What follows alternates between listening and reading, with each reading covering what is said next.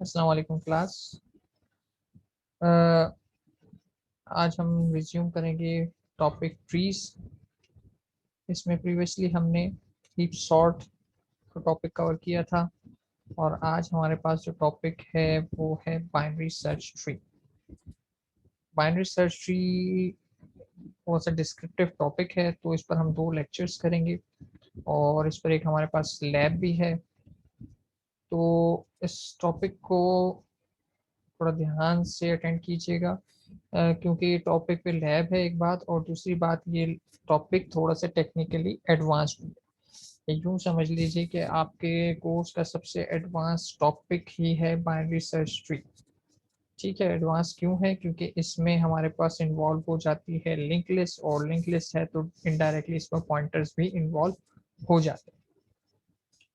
ठीक है, तो ये कॉन्सेप्ट हम इसमें रिकॉल करेंगे, लिंक लिस्ट के टॉपिक्स और पॉइंटर से रिलेटेड टॉपिक्स। आइए स्टार्ट कर लेते हैं। सबसे पहले तो what is binary search tree? तो बाइनरी सर्च ट्री होता बाइनरी ट्री ही है, लेकिन इसमें कुछ खास बातें हैं, कुछ कंडीशन हैं जो मेट होना जरूरी है। तो कह रहे हैं कि आप binary search tree is a binary tree which is either empty, या तो एम्प्टी हो। एम्प्टी का मतलब वो ये एम्प्टी है तो उसको हम कुछ भी कह सकते हैं, उसको बाइनरी ट्री भी कह सकते हैं, बाइनरी सर्च ट्री भी कह सकते हैं, ऑलमोस्ट कंप्लीट भी कह सकते हैं, कुछ भी कहा जा सकता है। लेकिन अगर उसमें कोई नोड्स मौजूद हैं, यानी एक या एक से ज्यादा नोड्स मौजूद हैं, तो फिर अगर उसको बाइनरी सर्च ट्री कहना है तो उसको ये 3 कंडीशन फुलफिल करना लाजमी है। पहली कंडीशन तो ये है कि ट्री के अंदर जो भी डेटा नोड्स मौजूद होंगी वो सबकी सब यूनिक होनी चाहिए। यूनिक से मुराद ये है कि इससे कोई भी डेटा रिपीट नहीं होना चाहिए। ठीक है, रिडंडेंसी नहीं होगी, हर नोड पे डेटा यूनिक होगा और no two different nodes have the same value. ठीक है, हर नोड का डेटा डिफरेंट होना चाहिए। पहली कंडीशन ये है कि हर नोड का डेटा डिफरेंट होना चाहिए। ठीक है, तो इसमें ग्रेटर देन लेस देन की कंडीशन होगी, इक्वल्स टू वाली कंडीशन एग्जिस्ट ही नहीं करती, क्योंकि इक्वल्स टू का मतलब होता है कि सिमिलर वैल्यू, और सिमिलर वैल्यू का इसमें कोई गुंजाइश नहीं। दूसरी कंडीशन क्या है इसकी कि अगर मैं से इस नोट की बात कर रहा हूँ, इस रूट नोट की बात कर रहा हूँ 50, तो इसकी जो लेफ्ट साइड पे जितनी भी नोट्स होंगी वो लेस देन 50 होना चाहिए। यानी इधर कोई भी ऐसा डेटा नहीं होगा जो 50 से बड़ा हो, कोई भी ऐसा डेटा नहीं होगा जो 50 से बड़ा हो। आप चेक कर सकते हैं, इसमें सारे डेटा जो है 50 से छोटे। ठीक, और तीसरी कंडीशन कहती है कि इसके राइट पे जो भी डेटा होगा वो इस रूट नोड से बड़ा होना चाहिए। यानी यहाँ पर जितने भी डेटा एलिमेंट होंगे वो सब 50 से बड़े होंगे, और आप देख सकते हैं सब डेटा एलिमेंट 50 से बड़े हैं। तो फिर इसमें और हीप में फर्क क्या है? तो हीप और इसको आप लोग कंफ्यूज मत कीजिएगा। हीप में सिर्फ और सिर्फ आपकी कंसर्न होती है टॉप मोस्ट एलिमेंट से, और उसके लेफ्ट और राइट चाइल्ड में कोई भी बड़ा हो सकता है आपस में, कोई भी छोटा हो सकता है, लेकिन रूट सबसे बड़ी होती थी। यानी पेरेंट बड़ा होता था और लेफ्ट और राइट चाइल्ड दोनों उससे छोटे होते थे, अगर मैं मैक्सिमम हीप की बात करूं तो। ठीक है, जबकि बाइनरी सर्च ट्री में पेरेंट राइट साइड की नोड से छोटा होता है, यानी राइट सब ट्रीज में जितनी भी नोड्स आ रही हैं उन सबसे छोटा होता है, और लेफ्ट में जितनी भी नोड्स आ रही हैं उन सबसे बड़ा होता है। ठीक है, बेसिक डिफरेंस ये है। तो इस बात को ध्यान में रखिएगा, heap is totally different topic और binary search tree is different. Binary search tree की डेफिनेशन ये है कि पेरेंट नोड की अगर मैं बात कर रहा हूँ तो पेरेंट के लेफ्ट वाले सारे पेरेंट से छोटे होंगे और राइट वाले सारे पेरेंट से बड़े होंगे। और ये होल्ड करता है किसी भी नोड के लिए। से अगर मैं 25 नोड की बात करूँ तो इसके लिए भी होल्ड करती है कंडीशन कि 25 के लेफ्ट पे जितने भी डेटा है, देखें 20 मौजूद है, और 20 के लेफ्ट पे जितने भी मौजूद है डेटा वो उससे छोटे हैं। 20 से छोटा 10 है और 25 से छोटा 20। और अगर राइट पे बात की जाए तो 40 25 से बड़ा है, और अगर 40 के रिस्पेक्ट से बात की जाए तो 45 राइट साइड पे 40 से बड़ा है, लेकिन लेफ्ट वाला डेटा एलिमेंट छोटा है। तो हमेशा आप जब भी किसी भी रिस्पेक्टिव नोट्स के पॉइंट ऑफ व्यू से चेक करेंगे तो उसके लेफ्ट पर उससे छोटा डेटा होना चाहिए और राइट पर उससे बड़ा होना चाहिए। तो बस यही कंडीशन है बाइनरी सर्च ट्री के, लेफ्ट साइड वाली डेटा एलिमेंट छोटे होंगे, राइट साइड वाले डेटा एलिमेंट बड़े होंगे। और एक और एक्स्ट्रा पॉइंट ये है कि इस ट्री के अंदर कोई भी डेटा डुप्लीकेट नहीं होगा। यानी 50 दो दफा पेयर नहीं हो सकता, 25 60 कोई भी data element multiple times pair नहीं हो सकता। तो यहाँ पे यही बता रहे हैं कि अगर आप फिगर में देखें 50 अगर हमारे पास इंफॉर्मेशन है रूट नोड, तो राइट सब ट्री में सारे एलिमेंट 50 से बड़े होंगे और लेफ्ट सब ट्री में सारे एलिमेंट 50 से छोटे होंगे। फिर चाहे मैं यही चीज 25 वाली लेवल पे चेक कर दूं तो 25 के रिस्पेक्ट से भी चेक किया जाए तो लेफ्ट साइड पे सारे एलिमेंट 25 से छोटे होंगे और राइट साइड पे 25 के सारे 25 से बड़े होंगे। और सेम फॉर 75 भी यही है, लेफ्ट वाले सब छोटे होंगे और राइट वाले सारे बड़े होंगे। तो ये है बेसिकली आपका बाइनरी सर्च ट्री। ठीक है, तो इसमें हमने क्या करना है, बाइनरी सर्च ट्री की फंडामेंटल्स तो ये हो गई। बाइनरी ट्री पे हमने ऑपरेशंस देखने, बेसिकली वही ऑपरेशंस जो हम हर डेटा स्ट्रक्चर पे देखते हैं। ठीक है, तो बाइनरी ट्री के सारे ऑपरेशन बाइनरी सर्च ट्री पर भी अप्लाई हो सकते हैं, जैसे कि creating empty binary tree, traversing binary tree. Traversing हम ऑलरेडी कवर कर चुके हैं। ठीक है, क्रिएशन की बात आई तो क्रिएशन इंसर्ट से ही हो जाता है, आपको पता है रिपीटेटिव इंसर्शन से मैं क्रिएट कर सकता हूँ। तो इंसर्शन हमें करना है बेसिकली, इसमें डिलीशन करना है और एक सर्चिंग का एल्गोरिथम एडिशनली करेंगे, क्योंकि डिलीशन और इंसर्शन के एल्गोरिथम रिलाय करते हैं सर्चिंग के एल्गोरिथम।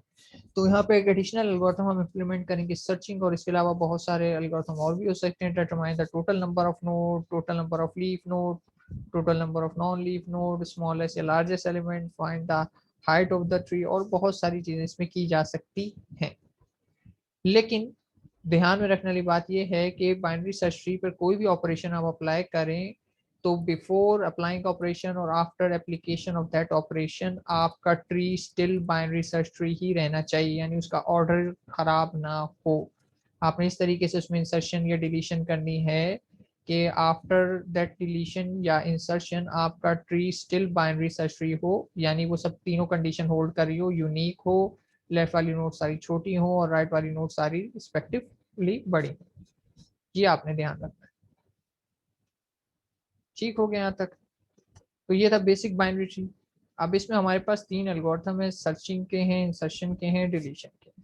तो जैसे कि मैंने बताया कि इंसर्शन और डिलीशन रिलाय करता है सर्चिंग पे, तो पहले हम सर्चिंग का एल्गोरिथम स्टार्ट कर लेते हैं। तो सर्चिंग के अगर आप एल्गोरिथम की या फंक्शन की डिक्लेरेशन पर ध्यान दें तो इसके तीन पैरामीटर इनपुट हैं। पहली चीज है डेटा, ये तो ठीक है, समझ में आ गई बात, वही डेटा जिसे मैं सर्च करना चाह रहा हूँ, सॉरी इस केस में सर्च करना चाह रहा हूँ। Number that need to be search, इस केस में मैं किसी नंबर को सर्च करना चाहूंगा इस ट्री। ये ट्री ऑलरेडी बना हुआ है और अगर आप इस ट्री को ध्यान से देखें तो ये लिंक रिप्रेजेंटेशन ऑफ ट्री है जो कि डबली लिंक लिस्ट से बनाया गया है। ठीक है, ये डबली लिंक लिस्ट है क्योंकि आप देखें तो हर नोड पे आपको से 20 नोड की बात करें तो ये रही डेटा फील्ड, ये रहा राइट पॉइंटर और ये रहा लेफ्ट पॉइंटर। ठीक है, मैंने बस सर्कल में यहाँ पे ड्रॉ कर दिए हैं बजाय इसके कि मैं इसको रेक्टेंगुलर बनाता। रेक्टेंगुलर स्पेस ज्यादा मांग रहे थे और हमारे पास स्पेस कम था तो मैंने इसको सर्कुलर कर दिया। ठीक है, तो कुछ नहीं है, बस ये सर्कुलर हुए में, लेकिन ये हर नोड एक डबली लिंक लिस्ट की नोड है जिसमें लेफ्ट चाइल्ड और राइट चाइल्ड के लिए लेफ्ट पॉइंटर और राइट पॉइंटर हमारे पास मौजूद। ठीक है, अच्छा, असल अब देखने वाली बात क्या है कि डेटा तो ठीक है, अंडरस्टूड सी बात है, मैं सर्च करना चाह रहा हूँ। इसमें दो एडिशनल मेरे पास पैरामीटर्स हैं, एक चीज है लोकेशन और एक चीज है पेरेंट, और ये दोनों डबल पॉइंटर। डबल पॉइंटर क्यों है ये अभी हम इंसर्शन तक पहुंचेंगे तो आपको बात क्लियर हो जाएगी मजीद की डबल पॉइंटर क्यों है। डबल पॉइंटर यूं है कि इस फंक्शन से मैं नॉर्मली, आपने अगर देखा हम सिंगल पॉइंटर करते हैं तो पास बाय रेफरेंस में करता हूं तो एक पॉइंटर आता है उसमें, और उसमें क्या होता है कि मेरा एक्चुअल वेरिएबल मेरे से मेन फंक्शन में होता है और मैं उसको पास बाय रेफरेंस के थ्रू उस वेरिएबल की वैल्यू चेंज करता हूं इन अनदर फंक्शन जब मैं सिंगल पॉइंटर के यूज करता हूँ। लेकिन जब मैं डबल पॉइंटर यूज करता हूँ तो ये होता है पॉइंटर टू सम वैल्यू। इसमें मैं एक्चुअली करना ये चाह रहा हूँ कि मैं वैल्यू को चेंज नहीं करना चाह रहा इनडायरेक्टली, बल्कि एड्रेसेस को चेंज करना चाह रहा हूँ। तो ये ऐसा है कि मेरे मेन फंक्शन में एक पॉइंटर ऑलरेडी मौजूद है। ठीक है, अब वो पॉइंटर है तो उसके साथ स्टार पहले ही लगा हुआ है, और उसकी वैल्यू अगर मैं किसी और फंक्शन में चेंज करना चाहता हूँ तो मैं उसे पास बाय रेफरेंस करूंगा, और पास बाय रेफरेंस करूंगा तो जो भी डेटा टाइप होती है उससे पहले एक एडिशनल स्टार लग जाता है। तो ये बाय डिफॉल्ट है तो एक पॉइंटर, की डेटा टाइप, लेकिन इसको मैंने पास बाय रेफरेंस किया है तो इसलिए इसके साथ मैंने एक एडिशनल स्टार लगा दिया। चूंकि मैं यहाँ पर बाय रेफरेंस जो है कोई वैल्यू चेंज नहीं करना चाहता, बल्कि मेन फंक्शन में मौजूद कोई पॉइंटर्स हैं तो उनका एड्रेस अपडेट करना चाहता हूँ। तो that's why I am using 2 pointers here, क्योंकि मैं वैल्यू को मॉडिफाई नहीं करना चाहता बल्कि पॉइंटर्स को मॉडिफाई करना चाहता हूँ। तो पॉइंटर इटसेल्फ सिंगल स्टार तो ओन करते ही है, उनका नेचर है एक सिंगल स्टार, तो दूसरा स्टार फॉर रेफरेंस। और क्लियर हो जाएगा अभी हम आगे जब इंसर्शन के टॉपिक पे पढ़ेंगे। बस फिलहाल ये देखने वाली बात है कि ये 2 पॉइंटर्स हैं, और बिल्कुल वैसे ही जब आपको पता है कि मैं पॉइंटर की वैल्यू को एक्सेस करना चाहता हूँ तो मैं स्टार लगा के एक्सेस करता हूँ, और विदाउट स्टार एक्सेस करता हूँ तो उसका एड्रेस मॉडिफाई हो जाता है। तो वही हम यहाँ पे भी कॉन्सेप्ट यूज करें। तो अगर तो मैंने 2 स्टार लगा के एक्सेस किया तो वैल्यू मॉडिफाई होगी, और अगर सिंगल स्टार लगा के एक्सेस किया तो एड्रेस ही मॉडिफाई होगा, और मुझे एड्रेस ही मॉडिफाई करना है, मुझे वैल्यू को मॉडिफाई नहीं करना। ठीक है, और एक्चुअली है क्या लोकेशन, वो पॉइंटर जो मेरी डेटा की लोकेशन होल्ड करेगा, यानी मैं सर्च कर रहा हूँ ना डेटा कहाँ पर है, तो डेटा की लोकेशन रिटर्न होगी, तो लोकेशन का एड्रेस जो है होल्ड करेगा लोकेशन नाम का पैरामीटर। और PAR स्टैंड्स फॉर पेरेंट, और पेरेंट क्या होल्ड करेगा, जो इस नोड पे भी आपका डेटा मौजूद है उसके पेरेंट का एड्रेस होल्ड करेगा। ठीक है, तो इसमें पेरेंट का एड्रेस और जो मुझे नोड एक्चुअल नोड है उसका एड्रेस, दोनों चीजें रिटर्न होंगी इस फंक्शन से। तो चलें स्टार्ट कर लेते हैं। ये तो होगा इसकी बेसिक अंडरस्टैंडिंग के फंक्शन में क्या क्या आने वाला है। अब होगा क्या कि बहुत सारे केसेस हो सकते हैं, अब हमें एक एक करके सारे केसेस को एक्सप्लोर करना है। सपोज कर लेते हैं जो डेटा मैं सर्च करना चाह रहा हूँ वो डेटा है 45, और अपेरेंटली आपको देखने में पता लग रहा है कि 45 डेटा मौजूद है ट्री के अंदर, लेकिन मैं यहाँ तक पहुंचू कैसे। मेरे पास तो ट्री पर सिर्फ एक ही पॉइंटर मौजूद है और उस पॉइंटर का नाम है रूट, और रूट हमेशा ट्री की रूट को पॉइंट कर रहा होता है। अब लिंक लिस्ट में ये नहीं पता होता कि 45 कितनी आइटरेशंस के बाद मुझे जाके मिल जाएगा, तो ये इन्फॉर्मेशन मुझे अभी नहीं है। हो सकता है 45 मुझे यहीं पे मिल जाए रूट पे, हो सकता है मेरी लिस्ट ही एम्प्टी हो या ट्री ही एम्प्टी हो, तो कुछ भी हो सकता है। तो केसेस को देख लेते हैं। से अगर मेरे पास ये पहला केस आता है जिसमें मैं चेक कर रहा हूँ कि रूट इज नल।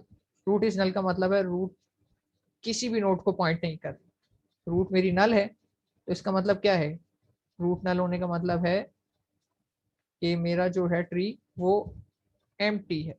रूट नल है तो मेरा ट्री एम्प्टी है। अब अगर रूट नल है तो इसका मतलब ये है कि अगर मैं सर्च के एल्गोरिथम से बोलता हूँ एक ऐसे ट्री पर सर्च ऑपरेशन अप्लाई करो जो एम्प्टी है, तो डेफिनेटली वो मुझे कोई वैलिड लोकेशन रिटर्न नहीं करेगा, लोकेशन नल आएगी मेरे पास। और जाहिर सी बात है जब नोड है ही नहीं तो नोड का पेरेंट कहाँ से आएगा, तो इस केस में मेरे पास पेरेंट लोकेशन और एक्चुअल डेटा की लोकेशन दोनों क्या आ जाएंगी, नल। तो इस केस में मैं क्या कर दूंगा, दोनों को स्टार के सिंगल स्टार के साथ एक्सेस कर रहा हूँ, तो इसका मतलब यह है कि मैं एड्रेस मॉडिफाई कर रहा हूँ, क्योंकि यहाँ पे 2 स्टार्स हैं। 2 स्टार का मतलब वैल्यू है, और एक स्टार अगर मैं हटा देता हूँ तो इसका मतलब है विदाउट स्टार एक्सेस कर रहा हूँ, और विदाउट स्टार का मतलब होता है एड्रेस मॉडिफाई कर। ठीक है, तो इस केस में लोकेशन को जो एड्रेस असाइन करना है वो भी नल, और पेरेंट को जो एड्रेस असाइन करना है वो भी नल, और यहीं से मैं कर दूंगा रिटर्न। मुझे आगे कुछ करने की जरूरत नहीं है, क्योंकि मैंने ये कंक्लूड किया कि भाई मेरा ट्री तो एम्प्टी है। अब ट्री एम्प्टी है तो किस बात की सर्चिंग, कुछ भी नहीं करना, आगे आगे कोई स्टेप फर्दर प्रोसेस करने की जरूरत नहीं है।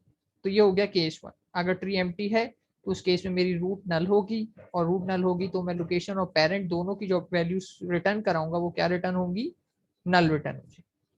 तो ये तो हो गया केस 1। दूसरा केस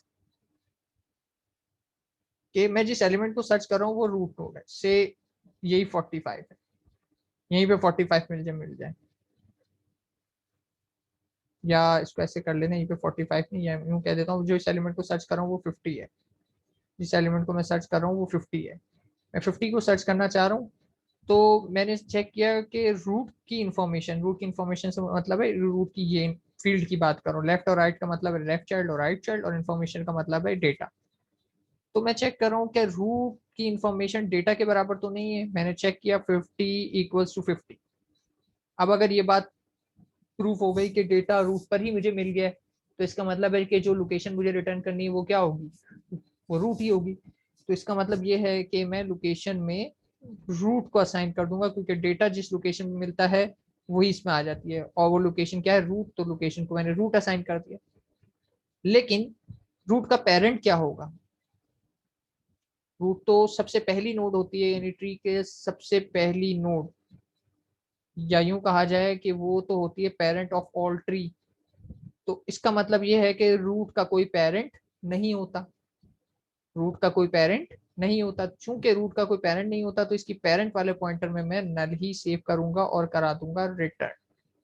तो चूंकि रूट नोड का कोई पेरेंट नहीं होता, तो इसलिए मैंने इसको करा दिया नल। तो ये एक और स्पेशल केस है, आपको आइडेंटिफाई करना हो, अगर लोकेशन और पेरेंट इन दोनों की वैल्यू चेक करके आपको अंदाजा लगाना हो कि डेटा कहाँ मौजूद है, तो भी आप कर सकते हैं। अगर इन दोनों की वैल्यू नल नल आ जाए तो आप कहेंगे ट्री एम्प्टी है।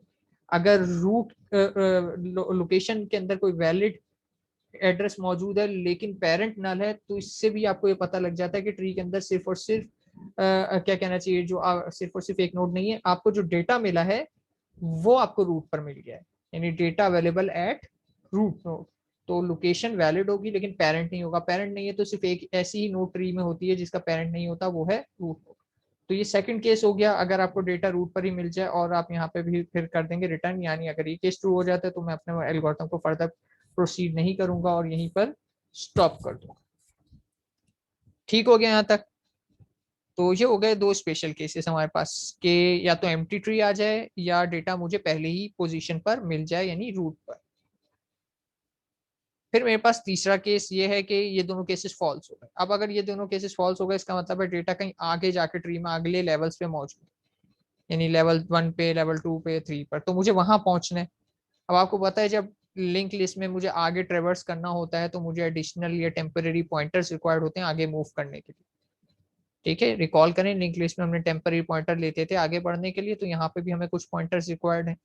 लेकिन यहाँ पे मैं एक्चुअली दो पॉइंटर्स बनाऊंगा। दो पॉइंटर्स क्यों बनाऊंगा? एक पॉइंटर ट्रैक रखेगा लोकेशन का, और दूसरा उससे पीछे चल रहा होगा और वो ट्रैक रखेगा उसके पेरेंट का।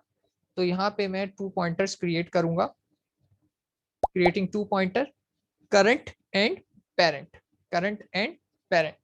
करंट का मतलब तो वही है कि मैं जिस पर नोड की बात कर रहा हूँ, और पेरेंट का मतलब उसका पेरेंट। बस पेरेंट का काम सिर्फ ये है कि उसकी पेरेंट वाली नोड का एड्रेस अपने पास सेव रखे, असल काम है करंट का। तो ये दो मैंने पॉइंटर बना ली। अब इन दो पॉइंटर्स को मूव करना है आगे ताकि मैं ढूंढ सकूं 45 कहाँ है, और आप देख सकते हैं 45 बिल्कुल लीफ नोड है, लास्ट में मौजूद है। तो मुझे वहां तक पहुंचना है।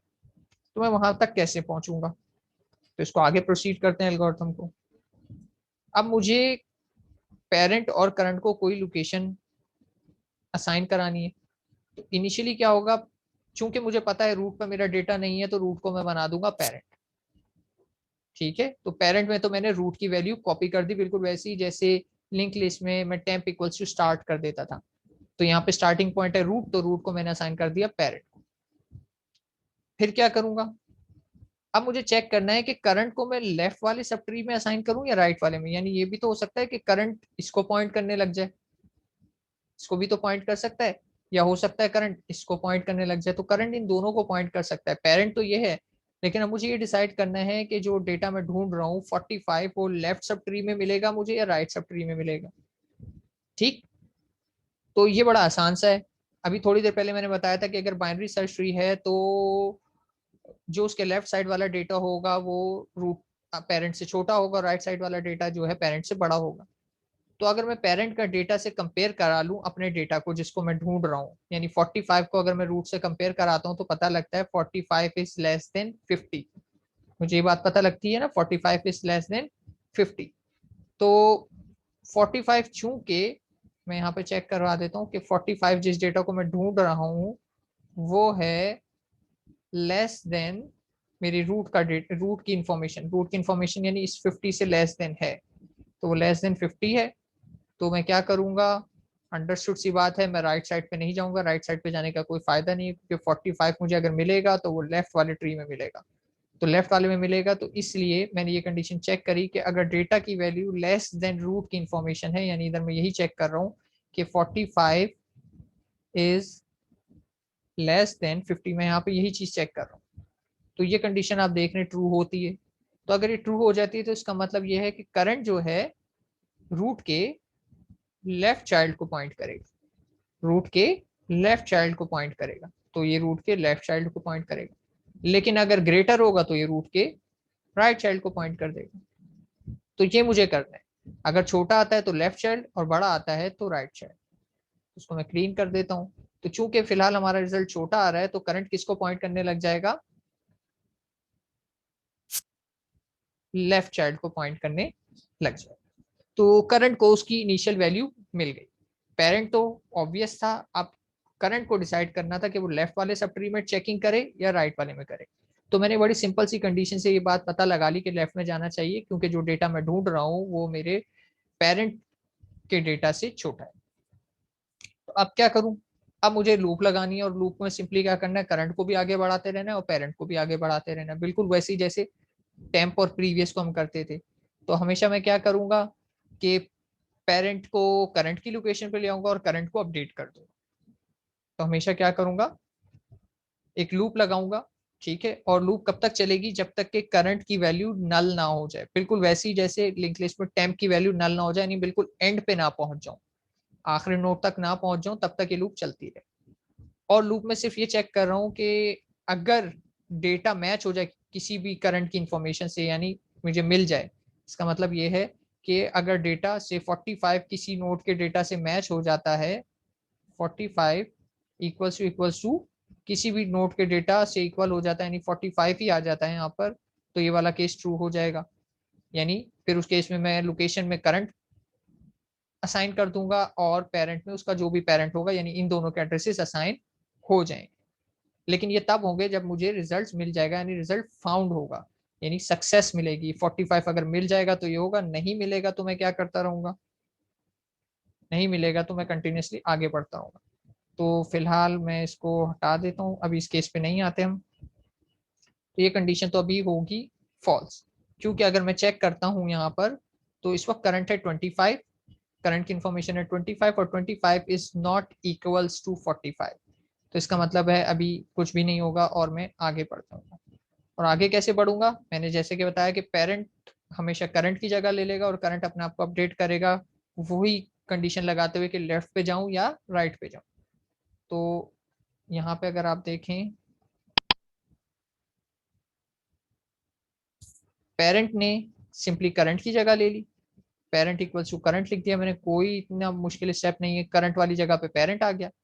लेकिन करंट को अपने आप को अपडेट करने के लिए फिर से वही कंडीशन लगानी पड़ी कि मैं लेफ्ट पे जाऊं या राइट पे जाऊं।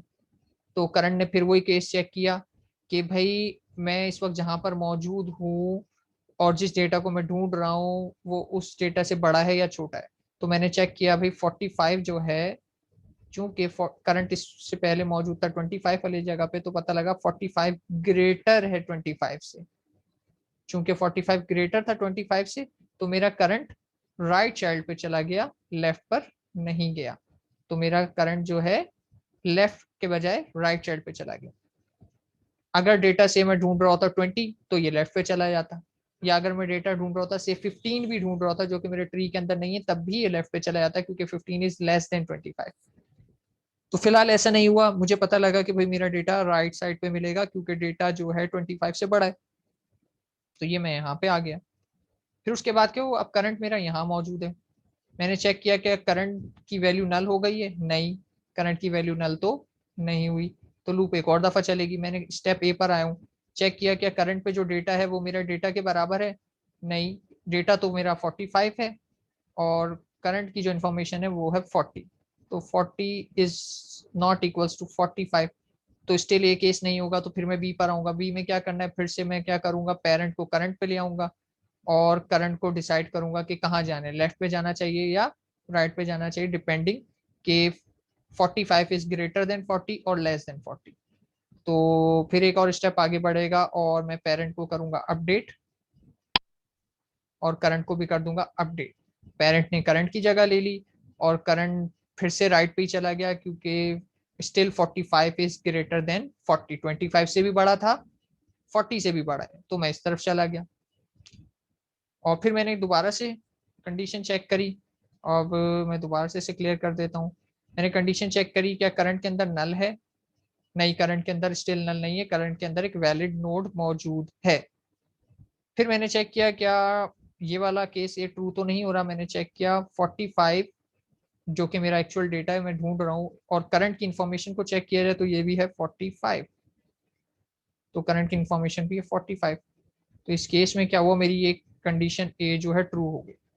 कंडीशन ए ट्रू हो गई तो इसका मतलब ये हुआ कि मुझे रिजल्ट मिल गया है, और रिजल्ट मिल जाता है तो सर्चिंग का एल्गोरिथम हमेशा रिटर्न करता है लोकेशन। और किस लोकेशन पे मिला है मुझे, करंट पे मिला है। तो मैंने अपने लोकेशन के अंदर क्या चीज असाइन कर दी, करंट असाइन कर दिया। और पेरेंट भी मुझे रिटर्न करना है, तो पेरेंट की लोकेशन तो मुझे पता है क्या है, PARENT के अंदर PA मौजूद है, तो उसको मैंने असाइन कर दिया PR, और दैट्स इट रिटर्न। मुझे दो चीजें रिटर्न करनी थी ना, लोकेशन और PAR। तो लोकेशन में वैलिड एड्रेस और पेरेंट में भी एक वैलिड एड्रेस।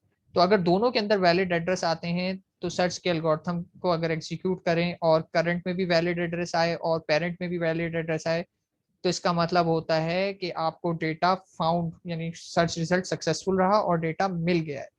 और डेटा मिल गया है किस लोकेशन पे मिला है, LOC पर मिला है। और पेरेंट की इंफॉर्मेशन क्यों रिक्वायर्ड होती है अभी आपको इंसर्शन के एल्गोरिथम में पता लग जाए।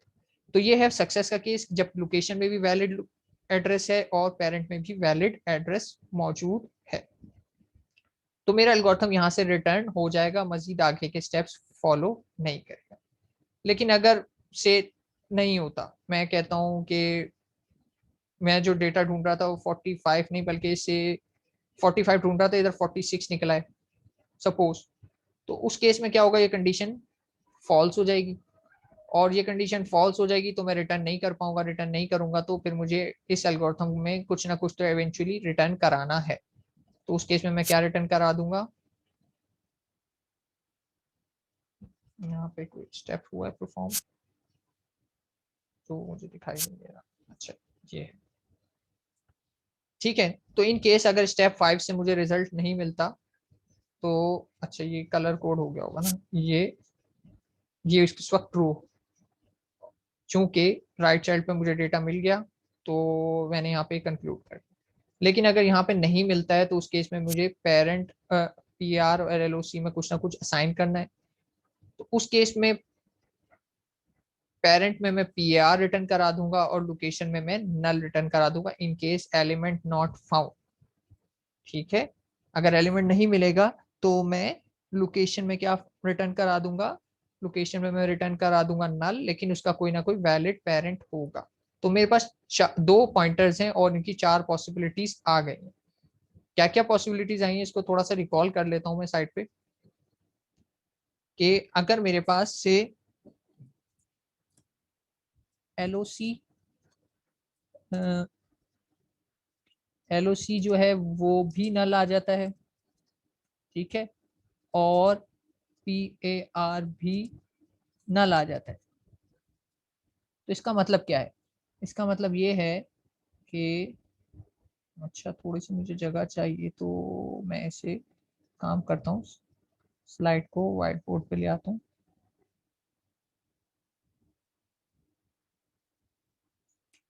तो थोड़ा सा यहाँ से बैक कर देता हूँ तो ये एल्गोरिथम यहाँ से मिट जाएगा। ठीक है, और इसको हम यहाँ पर लिख लेते हैं। ठीक है, तो चार केसेस हैं हमारे पास। पहला केस कि मेरे पास LOC भी नल आती है और साथ ही साथ PAR भी नल आता है। तो ये चीज इस बात को नोटिफाई करती है कि मेरे पास जो है ट्री एम्प्टी ट्री है, सिंपली एम्प्टी को डिनोट करती है, एम्प्टी ट्री। ठीक है, ये था सबसे पहला केस, ये है सबसे पहला केस कि ट्री मेरे पास एम्प्टी है। दूसरा केस कि मेरे पास लोकेशन इक्वल्स टू रूट आ जाए, या लोकेशन में कोई वैलिड एड्रेस आ जाए, लोकेशन में वैलिड है एड्रेस, लोकेशन वैलिड एड्रेस है, और अच्छा पूरा ही लिख देता हूँ, वैलिड एड्रेस है लेकिन उसका कोई पेरेंट नहीं है, पेरेंट नल हो। तो इसका मतलब ये होता है कि आपका जो है सर्च रिजल्ट फाउंड है, लेकिन कहाँ पे मिला है? रूट पर मिला है। रूट पे आपको रिजल्ट मिल गया है फाउंड एट रूट। ठीक है, तो इस केस में क्या होगा? रिजल्ट फाउंड एट रूट हो जाता है। फिर तीसरा केस क्या है कि लोकेशन भी आपकी वैलिड एड्रेस रखती है और पेरेंट भी आपका वैलिड एड्रेस रखता है। तो ये नॉर्मल सिचुएशन है किसकी? फाउंड की। कहीं पे भी फाउंड हो सकता है रिजल्ट फाउंड, लेकिन वो रूट पर नहीं है, कहीं आगे चलकर मिला है। और लास्ट केस क्या है कि आपके पास लोकेशन जो है वो आ जाती है नल, लेकिन पेरेंट में वैलिड एड्रेस आ जाते हैं। तो ये इंडिकेट करता है नॉट फाउंड। ठीक है, तो चार पॉसिबिलिटीज हो सकती हैं, दोनों नल होंगे तो इसका मतलब ट्री ही एम्प्टी है। और अगर लोकेशन में वैलिड है और पेरेंट में नल है तो फाउंड एट रूट नोड, यानी पहली ही नोड पे मुझे रिजल्ट मिल गया। और अगर दोनों ही वैलिड हो तो इसका मतलब रिजल्ट मिल गया है और वो रूट नोड पे नहीं है, कहीं आगे चल के मुझे इंटरमीडिएट नोड में या लीफ नोड पे मिला है। ठीक। और अगर लोकेशन नल हो लेकिन वैलिड पेरेंट आ जाए तो इस केस में मुझे कहता हूं नॉट फाउंड। तो इस चीज को आपने ध्यान में रखना है, ये चार पॉसिबिलिटीज है और हमारा एल्गोरिथम चारों पॉसिबिलिटीज या केसेस को कवर कर रहा है। ठीक है, तो ये वीडियो में रिकॉर्ड हो गया होगा, तो इसको आप देखेंगे तो आपको ये चारों केसेस की बात रिकॉल हो जाएगी। ठीक है, तो पहला केस ये हमने सबसे पहले डिस्कस किया जो क्या था एम्प्टी का। ये हमारा दूसरा केस हमने डिस्कस किया जिसमें हमें पता लगा कि भाई रूट पर ही मिल गया है। ये तीसरा केस जिसमें हमने पूरा ट्रेवर्स किया और ट्रेवर्स करके फाइनली 45 तक पहुंचे, उसमें मिल गया। और ये चौथा केस मैंने कहा कि अगर से मैं किसी ऐसे नंबर को ढूंढ रहा हूँ जो ट्री के अंदर नहीं है तो ये सिचुएशन है। तो ये हमारे पास सर्चिंग के चार पॉसिबल आउटकम आ सकते हैं, या यूं कहूं कि सर्चिंग एल्गोरिथम के इन रिजल्ट की बेस पे मैं कंक्लूड कर सकता हूं कि हुआ क्या। सर्चिंग मैंने कॉल की तो इन वैल्यूज की बेस पे, इस कह दो कि चार्ट की बेस पे मैं अंदाजा लगा सकता हूं कि सर्चिंग एल्गोरिथम का रिजल्ट क्या आया, फाउंड आया, नॉट फाउंड आया, और अगर फाउंड आया तो कहाँ फाउंड आया है, रूट पर आया है, नॉन रूट पर आया है, या ये पता लगा है कि ट्री ही एम्प्टी है। तो ये सब चीज़ें पता लगाई जा सकती हैं बाय, क्या कहना चाहिए, एनालाइजिंग दिस इंफॉर्मेशन। ठीक है, तो ये था सर्चिंग।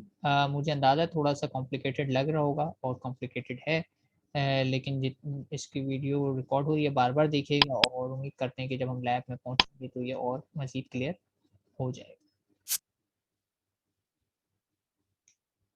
ठीक हो गया, तो ये था सर्चिंग का एल्गोरिथम, जो कि बिल्कुल नहीं कहूँगा इजी पीजी, बिल्कुल नहीं था, थोड़ा डिफिकल्ट था या काफ़ी डिफिकल्ट हो सकता है, डिपेंड करता है all about your link list and pointers concept. तो सर्चिंग हमने यहाँ पे कर दी। ठीक है, असल काम मुझे सर्चिंग नहीं करनी थी, मेरा काम तो ये था कि मैं इंसर्ट कर सकूँ। ठीक है, इंसर्ट कर सकूँ तो हम इंसर्शन के एल्गोरिथम पे आ जाते हैं और देखने के इंसर्शन का प्रोसीजर क्या है। तो इंसर्शन का प्रोसीजर क्या कहते हैं कि, अच्छा चलिए ये भी पढ़ देता हूँ थोड़ी। आप BST is constructed by the repetitive insertion of new node to the tree. ठीक है, ये बात हमें ऑलरेडी पता है, इंसर्शन करते हैं जो ट्री क्रिएट हो जाएगा।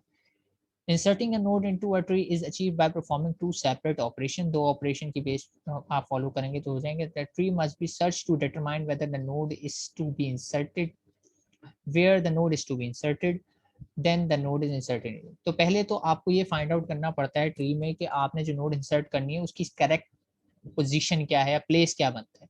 आप ऐसे ही कहीं पे रख के सॉर्ट वॉर्ट नहीं करेंगे, बल्कि आप उसकी पहले करेक्ट लोकेशन फाइंड आउट करेंगे और फिर जाके उसे इंसर्ट करेंगे। हाँ, ये भी हो सकता है कि आप जो नोड इंसर्ट करना चाह रहे हैं वो डेटा ऑलरेडी ट्री के अंदर मौजूद हो, तो उस सूरत में वो नोड इंसर्ट नहीं होगी और आपको इंसर्शन के एल्गोरिथम को वहाँ पे मैसेज देके क्विट कर देना चाहिए कि भाई ये नोड मैं इंसर्ट नहीं कर सकता, डुप्लीकेटेड है, and so on so. Suppose data is the information to be inserted in the BS tree. Compare data with root node information of the tree।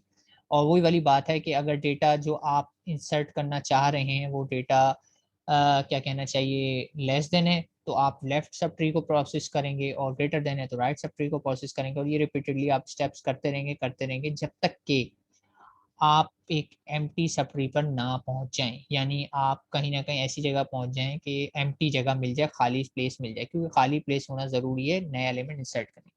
अगर खाली प्लेस नहीं मिलेगी तो इसका मतलब है वो डेटा ऑलरेडी मौजूद है, और बाइनरी सर्च ट्री की डेफिनेशन कहती है कि यूनिक होना चाहिए डेटा, आप डुप्लीकेट इंसर्ट नहीं कर सकते।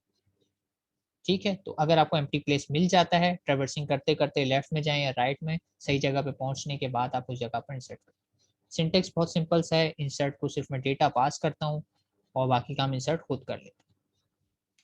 तो ये मेरे पास ट्री है, और इंसर्ट को मैंने कह दिया कि सपोज मैं 15 इंसर्ट करना चाहता हूँ, तो आप लोग बताइए 15 कहाँ पर इंसर्ट होगा, कुछ देख के बता सकते हैं मुझे 15 की सही प्लेस क्या है?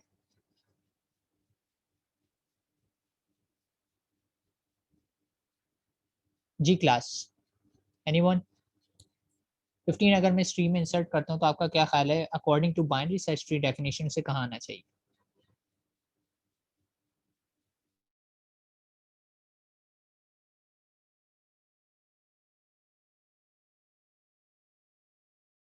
अच्छा चलें, ठीक है, सो रहे हैं, पता लग गया मुझे। अच्छा चलिए स्टार्ट करते हैं। एल्गोरिथम क्या है इसका? वही बात, 2 पॉइंटर्स मुझे क्रिएट करने। अब देखें, ध्यान रहे, ये पॉइंटर, ये जो पॉइंटर मैंने क्रिएट किए हैं, ठीक है, ये पॉइंटर इंसर्शन के फंक्शन में क्रिएट हो रहे हैं, ये पॉइंटर इंसर्शन के फंक्शन में क्रिएट हो रहे हैं। और मैं क्या करूंगा, यही पॉइंटर एज ए रेफरेंस पास कर दूंगा, किसे? एज ए रेफरेंस पास कर दूंगा, वहां अपना कैमरा टर्न ऑफ कीजिए, मोहम्मद फहाम।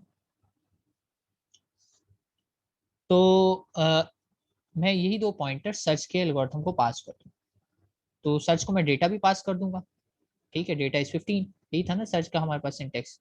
यहाँ पे मैंने डेटा पास किया, और चूंकि ये ऑलरेडी पॉइंटर्स हैं, यानी पेरेंट की डेटा टाइप, अच्छा इसको पेरेंट को ऐसा करता हूँ, मैंने नेम इस तरह ऐसे रखे हैं ताकि ना आपको आइडिया रहे कि यहाँ पे क्या हो रहा है। लेकिन ये वाला पॉइंटर एक्चुअली PAR है, जिसको भी थोड़ी देर पहले हम कह रहे थे, और ये वाला पॉइंटर LOC, जिसे हम LOC कह रहे थे। तो ये PAR और LOC है। ठीक है, मैंने नेम यहाँ पे सेम इसलिए रखे हैं क्योंकि सामने जो आपके पॉइंटर्स चल रहे हैं ना, वही है। नेमिंग आपको पता है डिफरेंट भी दी जा सकती है, सेम भी दी जा सकती है। फिलहाल मैंने सिंप्लिसिटी के लिए सेम रख लिया। तो होगा क्या, ये देखें पॉइंटर्स मैंने क्लियरली कहा ये पॉइंटर है, यानी ये एक एड्रेस होल्ड कर रहा है, ये भी एक एड्रेस होल्ड कर रहा है, और इसको मैं पास कर रहा हूँ बाय रेफरेंस। तो पॉइंटर को अगर मैं बाय रेफरेंस करूंगा तो एक तो इसका अपना स्टार आएगा पॉइंटर का, और दूसरा स्टार किस वजह से आ जाएगा, बाय रेफरेंस होने की वजह से आ जाएगा। और मैं चाह क्या रहा हूँ यहाँ पे, मैं चाह ये रहा हूँ कि ये जो एड्रेसेस हैं ये मॉडिफाई हो किसी सेकेंडरी या थर्ड पर्सन फंक्शन में, कोई और इसको मॉडिफाई करेगा। कौन मॉडिफाई करेगा इसे? सर्च का फंक्शन। सर्च का फंक्शन क्या करे, इनके एड्रेसेस को मॉडिफाई कर दे, यानी पॉइंटर्स को मॉडिफाई करे, ना कि पॉइंटर की वैल्यूज को, पॉइंटर के एड्रेस को मॉडिफाई करे। तो इसलिए जब ये सर्च का फंक्शन कॉल होगा, और आपको पता है 15 को अगर मैं सर्च करने की कोशिश करूंगा तो इस ट्री के अंदर 15 तो नहीं मिलेगा, क्योंकि 15 तो एग्जिस्ट ही नहीं करता। तो वही होगा, पेरेंट और करंट जो है ढूंढने की कोशिश करेंगे, और वही पूरा एल्गोरिथम फॉलो करेंगे, यहाँ पहुंच जाएंगे, क्योंकि लेफ्ट साइड पे जाना चाहिए। 50 से छोटा है 15, फिर 25 पे आऊंगा, फिर 25 से भी छोटा है, फिर 20 से भी छोटा है, और इवेंचुअली क्या होगा, 20, क्योंकि 15 20 से छोटा है तो करंट जो है अपने लेफ्ट में जाएगा, लेकिन लेफ्ट में इसकी वैल्यू क्या है, नल है। ठीक है, शेडेड रीजन क्या हाईलाइट कर रहा है, नल है। तो पेरेंट इस वक्त 20 वाली नोट को पॉइंट कर रहा है, और करंट उसके लेफ्ट चाइल्ड को पॉइंट कर रहा है, और उसका लेफ्ट चाइल्ड इस वक्त क्या है, नल। यानी इस फंक्शन से जब रिटर्न होगी वैल्यू, तो इस फंक्शन से जब वैल्यूज रिटर्न होगी तो करंट के अंदर क्या रिटर्न होगा, मेरे पास नल रिटर्न होगा। करंट के अंदर क्या रिटर्न होगा, नल रिटर्न हो जाएगा। और पेरेंट के अंदर कोई भी एड्रेस हो सकता है, से इसका एड्रेस है 1 2 3 4, तो 1 2 3 4 से कुछ भी हो सकता है। मैंने सपोज कर लिया पेरेंट का एड्रेस है 1 2 3 4, तो पेरेंट में एक वैलिड एड्रेस आ रहा है, और लोकेशन में नल आ रहा है।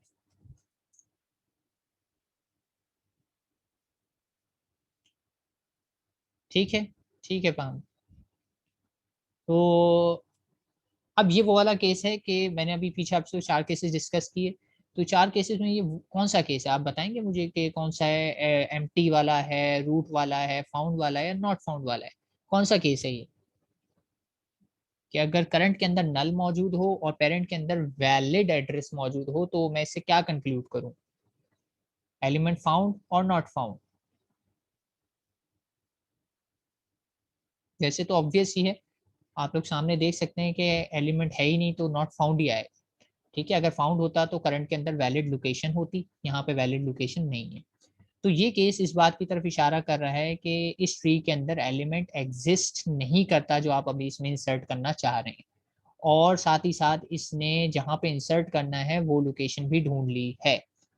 ठीक है, जहां पे इसने इंसर्ट करना है ये बता रहा है कि मैंने वो लोकेशन ढूंढ ली है जहां पर 15 को इंसर्ट करना है, और ये भी साथ साथ बता रहा है कि 15 तो एग्जिस्ट करता ही नहीं है। तो वो लोकेशन कैसे ढूंढ लिए? इसे पता है कि 20 के लेफ्ट पे या राइट पे, कहाँ जहाँ पे भी 20 पे आएगा, तो इसके पास 20 की लोकेशन मौजूद है इन पेरेंट। ठीक है, तो पेरेंट के पास वो लोकेशन मौजूद है जिसका 15 ने जाके चाइल्ड बनना है। अब वो लेफ्ट चाइल्ड बनेगा या राइट चाइल्ड बनेगा वो हमें सर्च एल्गोरिथम से ही पता लगेगा। तो इसके बाद क्या होगा, ये मुझे पता लग गया कि ये रिटर्न हो गया। तो मैं, मुझे तो नहीं पता, ये तो देखने से पता लग रहा है ना, मैं कंडीशन में टेस्ट करूंगा पहले।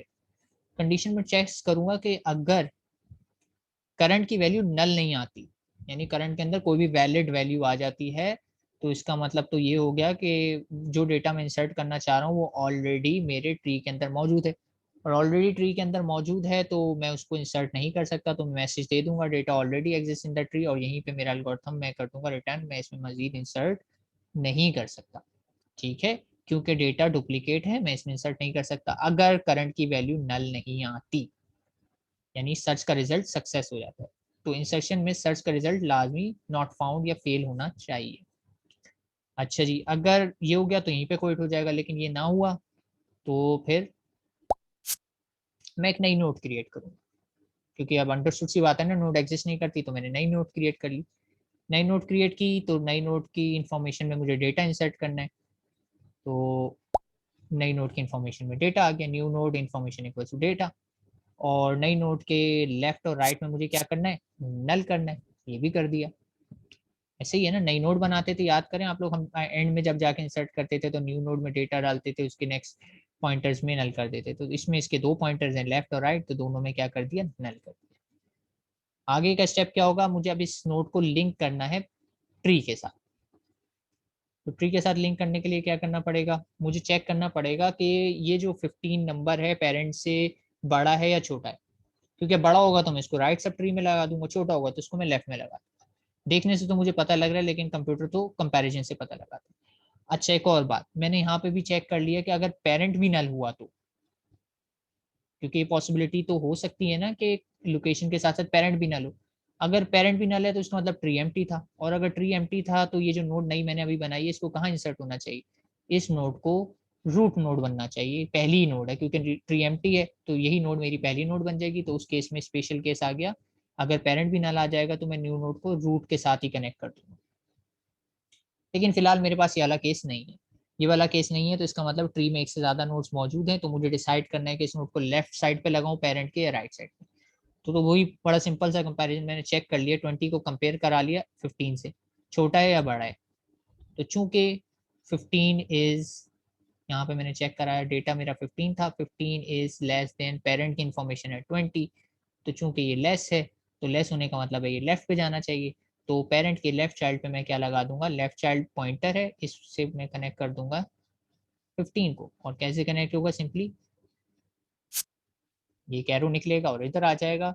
अगर मैं लिख दूं पेरेंट के left child equals to new node, तो इस तरीके से मैं सक्सेसफुली 15 को इंसर्ट कर दूंगा इन आ बाइनरी सर्च ट्री।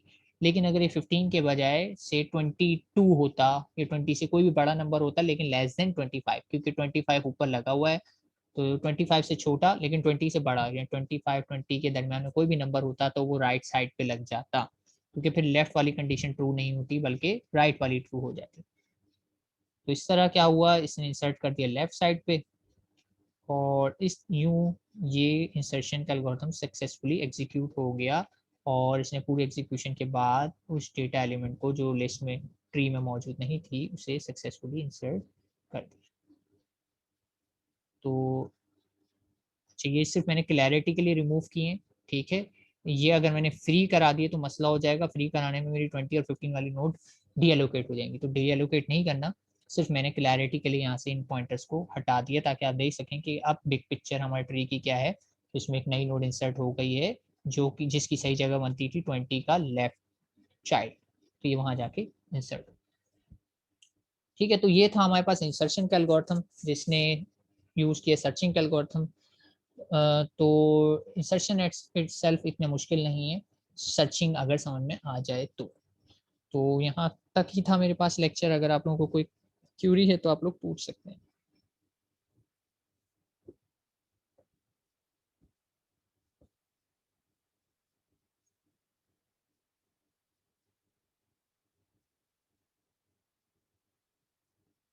चलिए एज्यूम करता हूँ खामोशी का मतलब है नो क्यूरीज। तो लेक्चर में कंक्लूड करता हूँ। टिल नेक्स्ट टाइम, अल्लाह हाफिज।